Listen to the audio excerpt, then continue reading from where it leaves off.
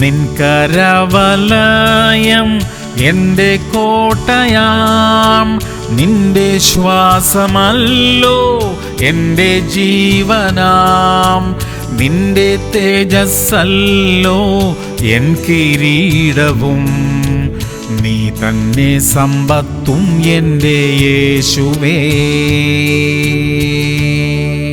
1 ശമൂവേൽ 1:18. അടിയന് തൃക്കണ്ണിൽ കൃപ ലഭിക്കുമാറാകട്ടെ എന്ന് പറഞ്ഞ് സ്ത്രീ തന്റെ വഴിക്കു പോയി, അവളുടെ മുഖം പിന്നെ വാടിയതുമില്ല. പ്രിയമുള്ളവരെ, നമ്മുടെ ദൈവം നമ്മുടെ പ്രാർത്ഥന കേട്ടിരിക്കുന്നു. ഇനി ദുഃഖിക്കേണ്ട കാര്യമില്ല. ദൈവം നമുക്കായി പ്രവർത്തിച്ചു തുടങ്ങിയിരിക്കുന്നു. അതിനാൽ ദൈവത്തെ സ്തുതിച്ചുകൊണ്ടേയിരിക്കാം. ദൈവം നമുക്കായി ചെയ്യാൻ പോകുന്ന അത്ഭുതത്തിനായി ദൈവത്തിന് സ്തോത്രം ചെയ്യാം. നമ്മുടെ അത്ഭുതം വരുന്നുണ്ട്. പ്രാർത്ഥിക്കാം. സ്വർഗീയ പിതാവേ, അവിടുന്ന് ഞങ്ങളുടെ പ്രാർത്ഥന കേട്ടിരിക്കുന്നതിനായി സ്തോത്രം. ഞങ്ങൾക്ക് വേണ്ടിയുള്ള അത്ഭുതം ദൈവം അയച്ചിരിക്കുന്നതിനായി നന്ദി അപ്പ. അത് വേഗത്തിൽ ഞങ്ങളുടെ അടുക്കൽ എത്തുമാറാകട്ടെ. യേശു ക്രിസ്തുവിന്റെ നാമത്തിൽ തന്നെ.